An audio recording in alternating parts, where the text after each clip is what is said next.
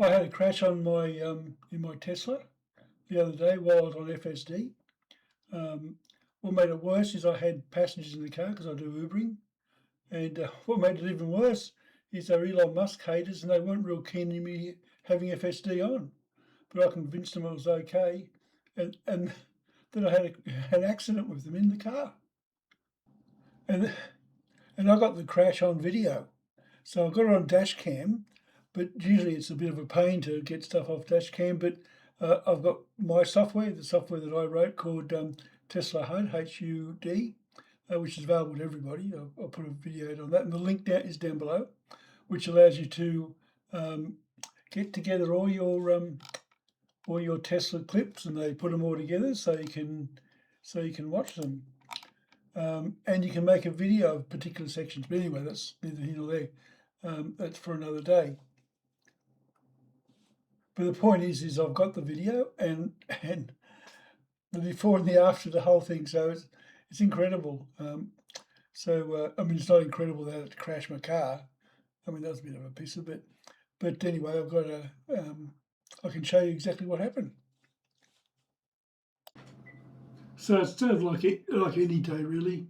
It was about 9:30 in the morning, and I was down at the Gold Coast Airport, and I was doing some Ubering that day, so I picked up a couple of passengers from Sydney, and I was in the car, and as we got going, I said we're on FSD, and they said, what do you mean? I said, oh, it's full self-driving supervised. I always remember the supervised. And they said, oh, so aren't you going to drive? I said, no. I mean, not, if you don't want me to drive with it on, I'll turn it off. And, I don't think we like that, they said. I said, oh, why? Oh, we've heard horrible things about it. I said, okay, well, I can turn it off if you like, but I think it's, I think it's very safe. I think it's very, very unlikely that it'll have an accident. Stupid thing to say, but anyway. And they said, oh yeah, but we don't like Elon Musk, and we think the whole thing's anyway the normal thing, the old that you see.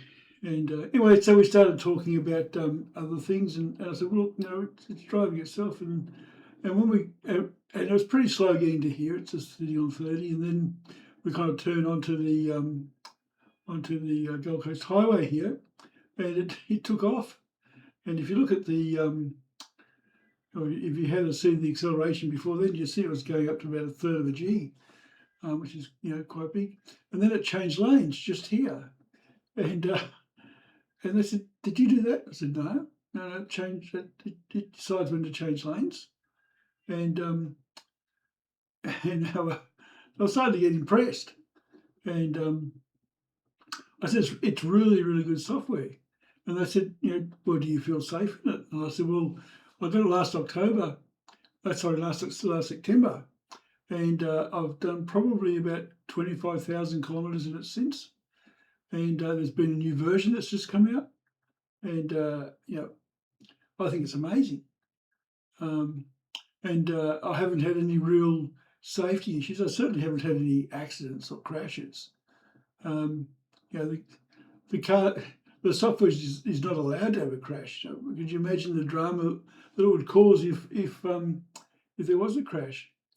And it's about now they're saying, well, it's changing lanes and it's getting into the lane to go. What about that car? And so no, he knows what's going on. And then I showed them all the different camera angles and that you have, that you can see all the cars around, and that they were certainly coming on board. I mean, they weren't going to buy a Tesla, but they were certainly somewhat surprised. They did tell me that they were looking at buying a Zeekr 7, which they thought was really good. And I did say to them, well, what about Tesla? They said, oh, no, we don't want to buy a Tesla. And I said, oh, have you driven one? And they said, no, we haven't. But we're not going to. Then these lights turned amber, and it just went through an amber light. I said, oh yeah, but it made it okay. I mean, it was never in danger of turning red. And then it started to change lanes like this, and they said, I mean, merge lanes like this, and they said, it is pretty good, isn't it? Yeah, it really is good. It drives us like very much like a human. And then it starts to accelerate. You see the acceleration indicated down there. It's doing about 0.25 of a G. And then it started changing lanes. I mean, it was real fun. I really like taking people in Uber and showing them about.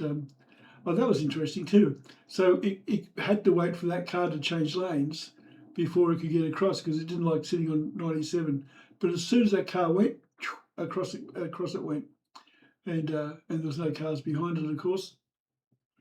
So this is all really good, but I've got to say we're about 3 minutes away from having a crash. I mean, I shouldn't be laughing, but it was a very strange. It was very surreal actually, because it's not something that you expect. I mean, after 25,000 kilometres, driving on the with FSD, you kind of start to trust it.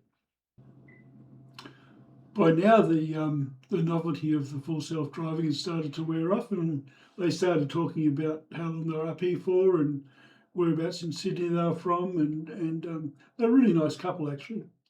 And so we just had general conversation, and the fact that it was a Tesla, and the fact that it was doing the driving itself with me supervising. Wasn't terribly amazing anymore. It was just one of those things. So, and now we're coming up to the action. So this is where we leave the M1 and we get into Bermuda Street. Now Bermuda Street at 9:30 in the morning is it's quite busy. It probably doesn't look that busy here, but as we move, it's probably towards the end of being busy. But there's a real lot of idiots on the road, I suppose. And the real issue with Bermuda Street is there's a lot of traffic lights. It's an 80 zone. The traffic lights aren't coordinated, and there's almost 2.5 minutes between greens. Now, so everybody's kind of going as fast as they can. So if you have a look at the car ahead there, the tradie with the ladders on top, here's the actual cause of what happens. So what actually happens is he he decides to squeeze into this lane, to our lane, and where there really wasn't the room. I mean, he squeezed in there because he wanted to get out of that lane. So just watch this. So when he moves across, everybody's gap is lower, so everyone starts to slow down. And the guy behind us isn't paying attention. He speeds right up. FSD puts the brakes on as hard as it can, and it slows it down to 13, but it wasn't going to run into the back of the car. I was really worried about the passengers because this is my first accident ever, and it felt really loud, and I was a bit shaken by it, and I was worried about them, but they were fine. I got out to find out the damage. I was really disappointed because I really like my Tesla, and there wasn't a scratch on it. What seemed to happen is the back of the car seemed to kind of be a bit like plastic and kind of go in and back out again. And but then I was worried that it had done something to the hatch, and so we opened the hatch, and that was fine. The guy who ran into us was okay about it all. I was okay because I couldn't see any scratches, and we kind of worked out that the combination of the back of the Tesla that kind of bounced off, and his number plate, which had some give in it, a bit of a spring, kind of fixed the problem. So it wasn't that bad, but it does show that you can have an accident, or you can have a crash in FSD. Now, what happened? FSD's got the brakes on now. You can see it's going really pushing the brakes on right up to half a G. So it's really putting it on. It drops the speed right back down to about 18, 19. and then bang. Did you see how the accelerator went back up to about 1/3 of a G? That was the push. If you also notice that the steering wheel kind of twisted a bit because we were kind of pushed sideways. So it was quite a bump. And the people in the back were quite, yeah, actually they're quite good about it. You know, given I said we're not going to have an accident, they didn't even make a joke about it. Anyway, so this is it again, just you can see it in fast motion. So the thing that I want to know is, could FSD have changed lanes? I mean, that was a real question. Could FSD have got us out of it by changing lanes? So let's have a look at that. So he goes over, brakes go on, really hard. There's no way that he could have got across. There's no way we could have changed lanes. So it did the right thing by just stopping and just, that was all it could do. So in fast motion from behind, bang. But if you have a look at it in slow motion, you'll see how the back of the Tesla actually goes in and bounces back out again. And you'll also see the acceleration when it hits, it pushes it up to 1/2 a G and then makes the steering wheel go off to about 20 degrees. So it pushes us sideways a bit. See that? It's just amazing how it bounced off. Not a scratch. And yeah. So then we continued our journey, and to be honest, I was a bit shaken. In fact, after we dropped them off after I dropped them off at the hotel, I went back home. Yeah, it was my first accident, and admittedly, it wasn't much of a crash. I mean, it turned out to be quite,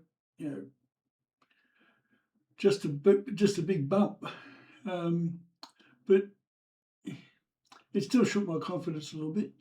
And I don't think I could blame FSD in any way. But anyway, that was my story. That was my first ever accident or crash.